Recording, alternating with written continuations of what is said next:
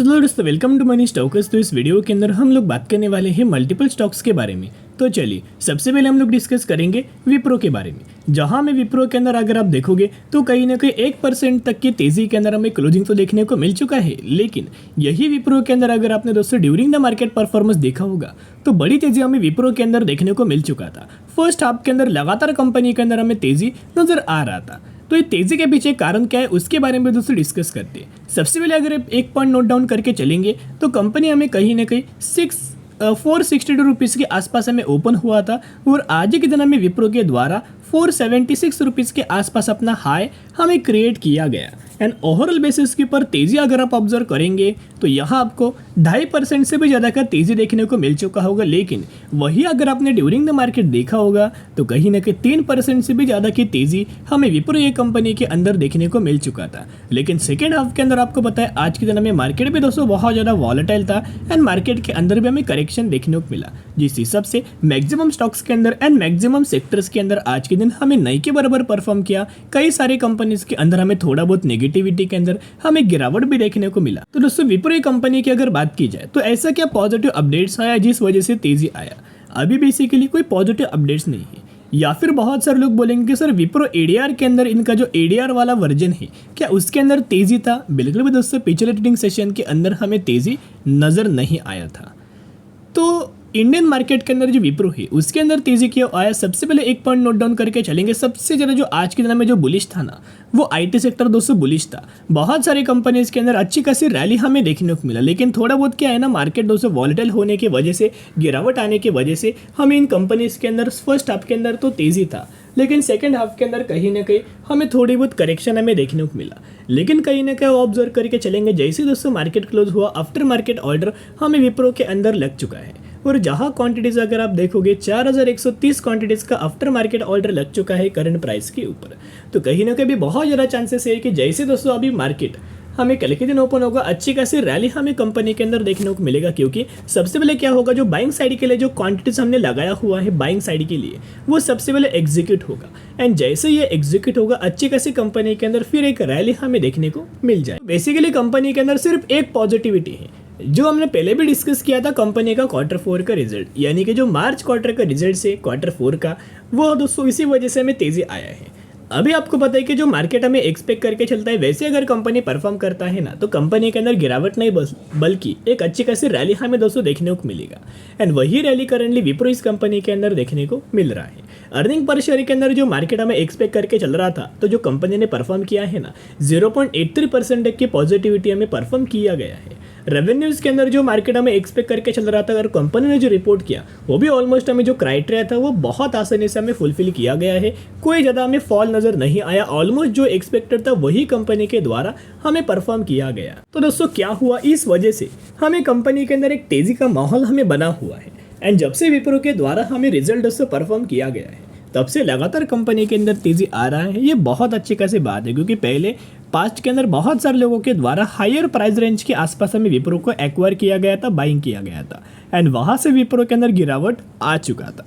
तो अभी भी अगर आप देखोगे कंपनी के अंदर जो रिकवरी आया है अभी भी बहुत सारे लोग ऐसे होंगे कि जिन लोगों को अभी भी विप्रो इस कंपनी के अंदर लॉस हो रहा है, अभी भी इनका एवरेज प्राइस के आसपास हमें कंपनी ट्रेड नहीं कर रहा है। तो एक ही दोस्तों आपके साथ रिक्वेस्ट करना चाहूँगा, सिर्फ आप नहीं बल्कि म्यूचुअल फंड्स के द्वारा भी बहुत बड़ी बड़ी बाइंग हमें की जा रही है और इसका बेनिफिट म्यूचुअल फंड्स को भी बहुत अच्छा खासा मिलेगा। एंड जो लोग लॉन्ग टर्म के लिए होल्ड करने वाले हैं, जो लोग गिरावट के अंदर जिन लोगों ने बाइंग किया था, एवरेज आउट किया था, बाय ऑन स्ट्रेटेजी अप्लाई किया था, उन हर एक लोगों को इसका बेनिफिट दोस्तों मिलने वाला है।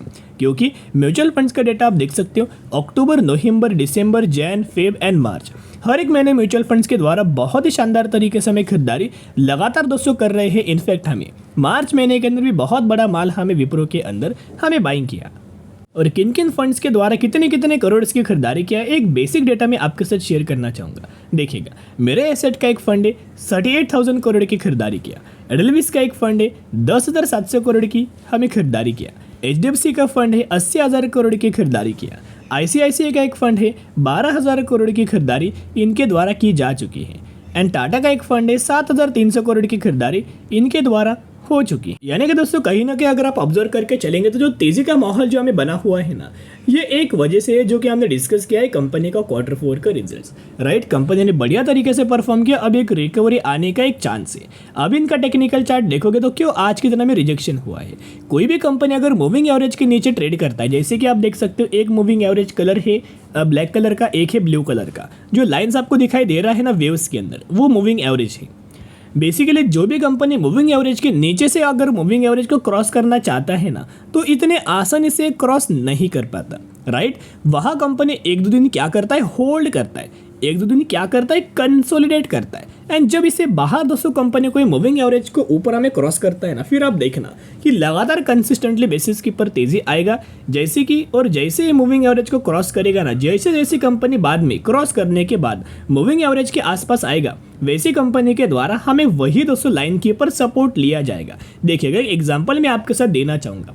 अभी कंपनी क्या था, मूविंग एवरेज के नीचे था, यहाँ आप देख सकते हो। यहाँ कंपनी कहाँ था, मूविंग एवरेज के नीचे था, राइट। अभी क्या हुआ, उसके बाद में कंपनी ने मूविंग एवरेज को क्रॉस किया, लेकिन उसके बाद जब भी कंपनी मूविंग एवरेज के आसपास आए हैं तभी कंपनी के द्वारा यही लेवल्स के ऊपर क्या किया गया है, एक सपोर्ट लिया गया है। आप देख सकते हो जब भी कंपनी मूविंग एवरेज पर आए हैं, लगातार दोस्तों सपोर्ट हमें लिया गया है और वैसे वैसे कंपनी के अंदर तेजी आ चुका है। जैसे कंपनी मूविंग एवरेज को क्रॉस करके ऊपर सपोर्ट लेगा, वैसे धीरे धीरे करके रैली हमें इस कंपनी के अंदर देखने को मिल सकती है। एंड करंट बेसिस के ऊपर एक पॉइंट अगर आप ऑब्जर्व करके चलेंगे तो एनालिस्ट के द्वारा, ब्रोकरेज फर्म के द्वारा बहुत ज़्यादा इनके द्वारा हमें अच्छे खासे टारगेट्स दिए हैं।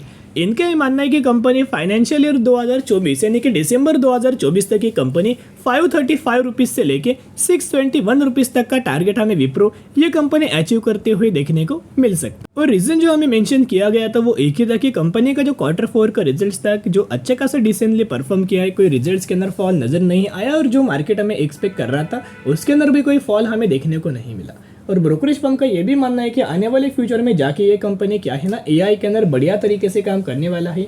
आर्टिफिशियल इंटेलिजेंस के अंदर ये बढ़िया तरीके से बहुत बड़े बड़े इन्वेस्टमेंट कर रहा है, जिस वजह से इनको बढ़िया तरीके से फायदा हमें लॉन्ग टर्म के अंदर नजर आएगा। अभी अगर आप इनका शेयर होल्डिंग पैटर्न्स को अगर आप एनालाइज करके देखेंगे तो इनके जो प्रमोटर्स का जो होल्डिंग है वो कहीं ना कहीं हमें कॉन्स्टेंट होल्ड है। एफआईज का डेटा है, लगातार एफआईज में बाइंग कर रहा है, जैसे कि 6.47 से बढ़ के 6.70 एंड 6.70 से बढ़ के 6.96। डीएस का भी डेटा को अगर आप देखोगे तो 8.03 से बढ़ के 8.13 एंड 8.13 से बढ़ के 8.28। लगातार दोस्तों एफआईज डीएस के द्वारा हमें खरीदारी किया गया है। एंड एज यूजुअल पब्लिक इस कंपनी के अंदर हमें लगातार माल को दोस्तों बेच रहा है। तो दोस्तों एक रिक्वेस्ट मैं आपके साथ करना चाहूँगा, जैसे जैसे कंपनी के अंदर आपको गिरावट मिले, डिप्स मिले, वैसे वैसे कंपनी को खरीदारी करना। ऐसा मौका आपको आने वाले फ्यूचर में दोस्तों बिल्कुल भी नहीं मिलने वाला। जैसे कंपनी डिप्स होता है वैसे वैसे कंपनी का जरूर दोस्तों बाइंग करने की कोशिश करना। अभी हम बात करने वाले हैं अगली कंपनी के बारे में जिसका नाम है रेमस फार्मास्यूटिकल लिमिटेड। तो रेमस फार्मास्यूटिकल लिमिटेड की अगर बात की जाए तो फंडामेंटली कंपनी स्ट्रॉन्ग है, लगातार कंपनी हमें तेजी के अंदर मिल रहा है। एंड जब से कंपनी आया है 1 सालों में कंपनी के द्वारा लोगों को 4 गुना पैसा बना के दे चुका है। 1 साल पहले 2023 में कंपनी मार्केट के अंदर आया था, 2000 रुपये के आसपास ओपन हुआ था। 2000 रुपये की कंपनी 8000 रुपीज़ के ऊपर हमें ट्रेड करंटली कर रही है। लेकिन दोस्तों यही कंपनी के अंदर एक अपडेट्स हमें देखने को मिला, तो यही कंपनी के द्वारा 1:10 रेशियो का स्प्लिट का दोस्तों अनाउंसमेंट किया गया है। तो अगर आपके पास इस कंपनी के 1 शेयर होंगे तो 1 के बदले 10 शेयर आपको इसी कंपनी के अंदर मिलने वाला है। तो निवेश करने से पहले जरूर इस कंपनी के बारे में स्टडी एनालिसिस जरूर करना। अभी हम बात करेंगे अगली कंपनी के बारे में जिसका नाम है Chennai petrol corporation limited. 1052 rupees पर ट्रेड कर रहा है और मैक्सिमम में 2840% तक का रिटर्न हमें बना के दे चुका है। तो रिसेंटली ये कंपनी के द्वारा भी हमें डिविडेंड का दोस्तों अनाउंसमेंट किया गया है और ये कंपनी के अंदर हमें शेयर होल्डर्स को 550% तक का डिविडेंड का अनाउंसमेंट किया गया है। उस हिसाब से 55 रुपीज़ तक का डिविडेंड का ये कंपनी आपको बेनिफिट देने वाली है। तो जरूर ये कंपनी के बारे में भी स्टडी एनालिसिस जरूर करना। तो चलिए आज के लिए इतने। अगर आपको ये वीडियो पसंद आए जरूर वीडियो को लाइक और चैनल को सब्सक्राइब करके चल सकते हो। फिर मिलेंगे, बाय।